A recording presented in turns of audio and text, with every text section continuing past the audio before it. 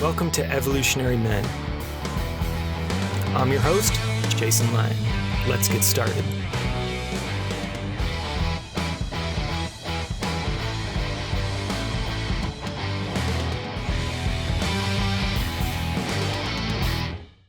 All right, and welcome back. So on this episode, I want to talk about disconnection, specifically the three types of disconnection I often see impact men the most that lead to depression, stuckness, and overall dis-ease. The first type of disconnection is with self, right? So this kind of disconnection means we're not actually connected to our full selves, in particular our bodies, our hearts and emotions, and oftentimes even a sense of vision and direction in our lives. This type of disconnection I see often really show up in particular with so-called nice guys, right? I'm friends and trained with Dr. Glover, who really popularized this term in No More Mr. Nice Guy. And the essence of No More Mr. Nice Guy and nice guys in general is that we'll often abandon ourselves as nice guys in order to kind of appease the other or keep the connection alive. And what that really points to is disconnection with self. And though you might not think about it, one of the most common ways we do this as men is to numb out, right? Or dissociate from our bodies, to get away from uncomfortable feelings, whether they're emotional or, yes, even physical. Alcohol, weed, porn and masturbation, sex, overworking, TV, even running certain endurance sports, right? I've worked with guys who are using that to move away from some other kind of pain. The challenge with disconnection from self is it makes it a lot harder to show up authentically and get what we want in life. And when we're disconnected from self, we often feel at the prey and at the whim, so to speak, of others.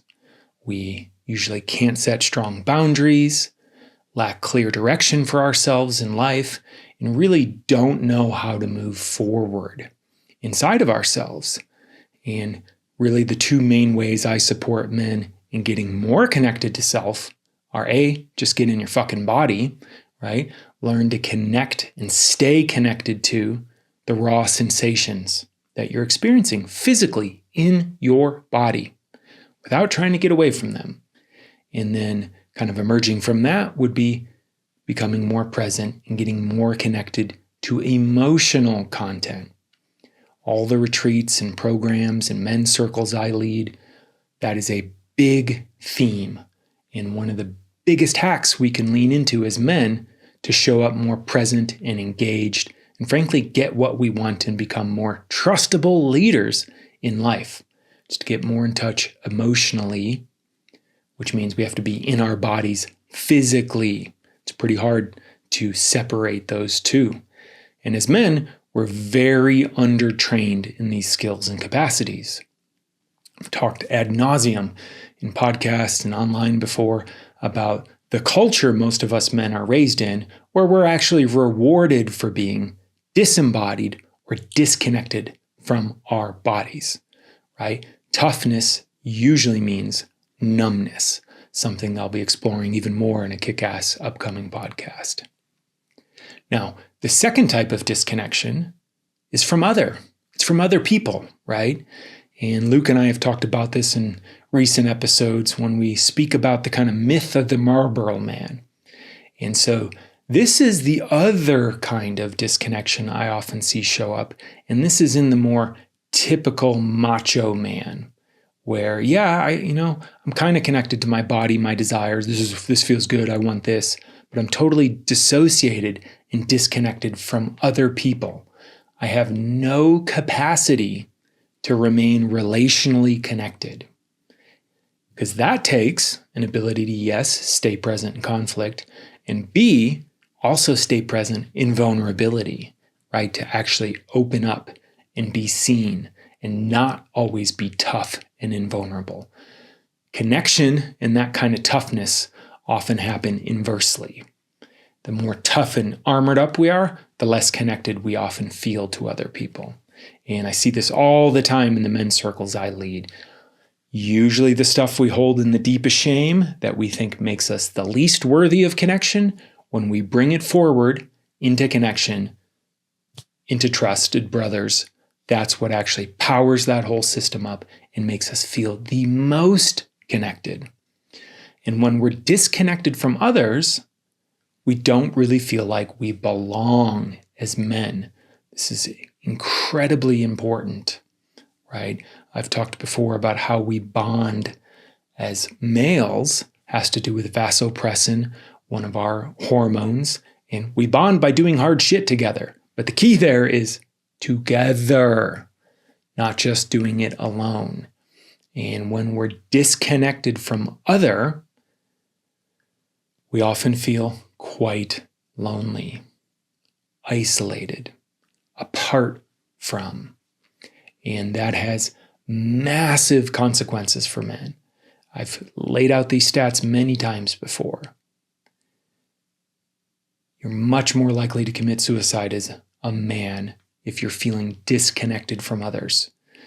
You're much more likely to die of heart disease if you're feeling lonely and not connected to others. And disconnection from others in the relational realm is often kind of more the ground of those macho men, right? Men I have worked with, and again, it's stuff that was put into them that actually take pride in, I don't need anyone. I'm just alone. When I dig down deep into that with guys, usually it means I've been hurt and I'm afraid of being hurt again. And so I'd rather need no one than feel alone and hurt again in that way. Now, the third type of disconnection, and this is one I've talked about less, but it's really important, and that's from nature, right? So we have self, we have other, the relational field, and then we have nature, which is really the system we are part of, right? You can call it the Great Web, Gaia, whatever you want. And it's this idea that all organisms are part of a network and a web. Now, when industrial culture and philosophy kind of came along, we wanted to do this thing where we put humans up above and on top of it, but that's all bullshit. And it has a tremendous cost on our mental health and our emotional belonging, right? I see this all the time. If we are not connected to nature, we don't feel like we belong to anything. But take some guys out, get their hands dirty, get them aware of this whole system around them that they are a part of, they are absolutely influenced by, and that they can influence as well. Talked a lot about this with Roy in one of our episodes about land stewardship, and it starts to change things, right? If I don't feel connected to the planet, it's much easier to feel alone and isolated and like I don't belong anywhere, even inside of this biosphere, right? And so many men don't have that connection anymore. There's no reason to go outside. There's no reason to get dirty. There's no reason to be in nature. I used to live in Los Angeles, right? And one of the most heartbreaking stats I got was there were many kids from inner city Los Angeles who lived maybe 5 miles from the beach that had never seen the ocean in person. Now, I don't blame them for that, right? It's not their fault. If you're a young kid, you can't necessarily get yourself there. But I do blame our sick culture for that doesn't prioritize and teach a connection to the land and to nature, right? Because as we feel connected to this grander web, we realize something really important. There's some things I have power over, and there's some things I don't. There's some things I can change right now immediately, and there's some things I will never live to see change. And that changes the way we show up in presence, right? Buddy of mine who's a singer-songwriter, Brett Dennen, he has this great line, right? I'm planting trees that I'll never see grow. And there's a type of stewardship that's multi-generational that when we're disconnected from the land, we get disconnected from. And anything that grows and changes, like the earth, connects us to time in a different way versus the kind of hyper-capitalist Las Vegas, there is no time paradigm a lot of us are shoved into with work, grind. Now, most men I know have a lot of disconnection in one of these areas, but some have extreme disconnection in all of them. And it's why I'm really passionate about men's work, men's retreats, and yes, men's circles, men's groups, because they can reconnect us in all of these ways. There's frankly no better accelerator I've found for the growth of men than to get together in nature and do embodiment practices. That's it. Get connected to yourself, get connected to others, and get connected to the land. In that short amount of time, you can really fire up a strong sense of belonging. But that's not the only place you can do it, right? Connecting to self takes practice. It often takes some kind of embodiment or meditative practice that helps you build up your interoception, your capacity to connect to and be aware of what's happening inside your body. Your capacity to connect to others happens relationally, either in your intimate partnership or what I'm going to keep beating you over the head with, a fucking men's group. Sit in circle with men who will guide you deeper into connection than you could possibly do otherwise. You will get more connected to yourself and you will get more connected to them. And I've seen time and time again in my own life and now the hundreds of men I've supported through men's circles and men's groups, what happens when they feel connected to others. Depression goes down, belonging goes up. And then nature, you just got to do it. It doesn't have to just be a men's retreat. It can be a half hour under a tree in a park. It could be in your garden, in your backyard. But what's important is you're not on your fucking device, right? Nature moves at a different pace and different frequency. And one of the most restorative things you can do as a human being is support something in growing. Gardening, flowers, food, these are all ways to do that. And if you've never done it and you feel disconnected or depressed, I'm telling you, go get a little box, plant some seeds, and take care of them. Watch them grow and unfold through their whole life cycle.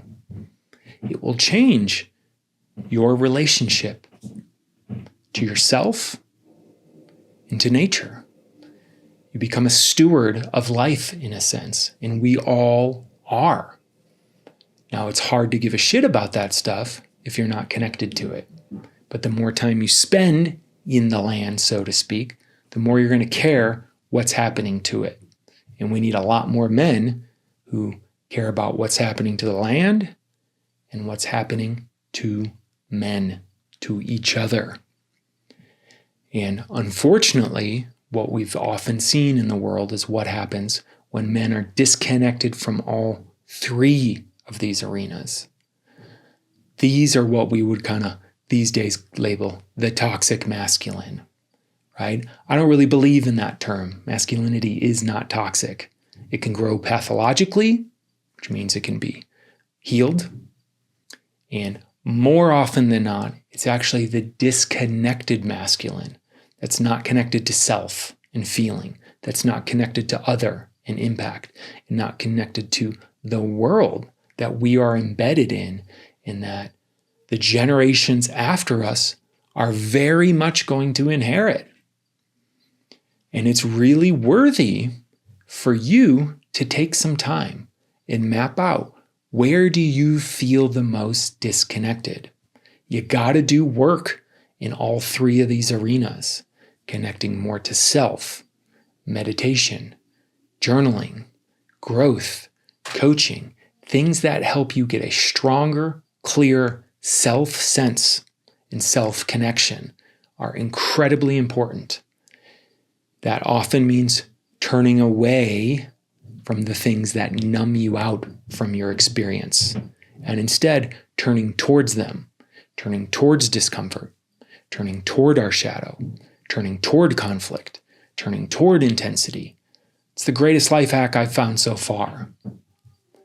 Relationally, right? Are you disconnected from others? So many men these days hold so much inside and have no idea how to bring it forward, particularly to other men. Sometimes that's because they were actually hurt or bullied or abused by other men, fathers, brothers, siblings.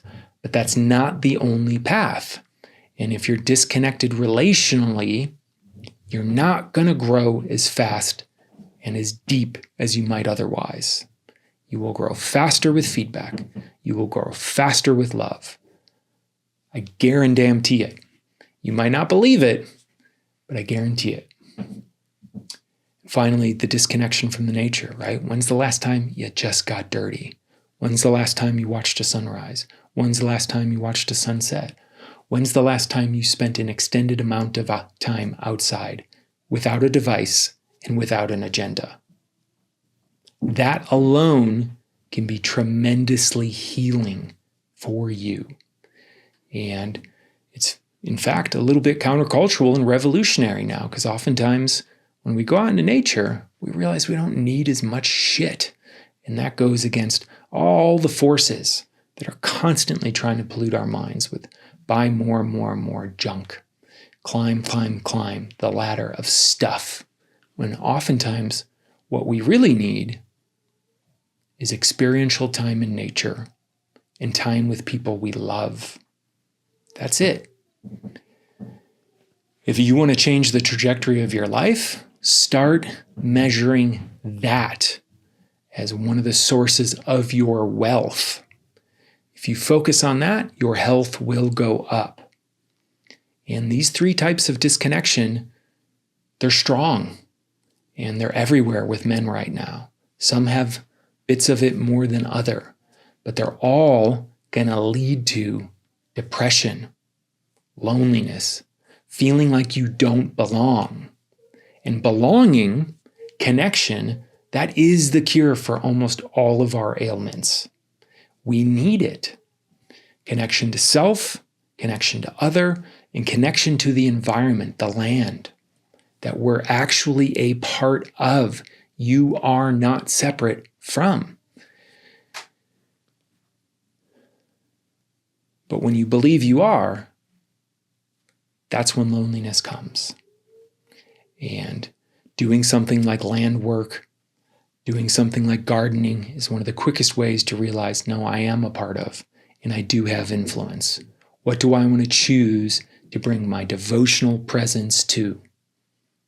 Because you can move the needle, maybe not on the planet, but on something, even if it's just in your immediate vicinity, even if it's another person in your life, even if it's you. So I'd love to hear, where do you feel the most disconnected? One of those realms, all three of those realms, let me know. Reach out and let's explore some ways for you to get connected. I have lots of retreats, my Labor Day retreat, Heart of Shadow retreat, online groups that can hit these in different ways, some of which do all three. All right, until next time.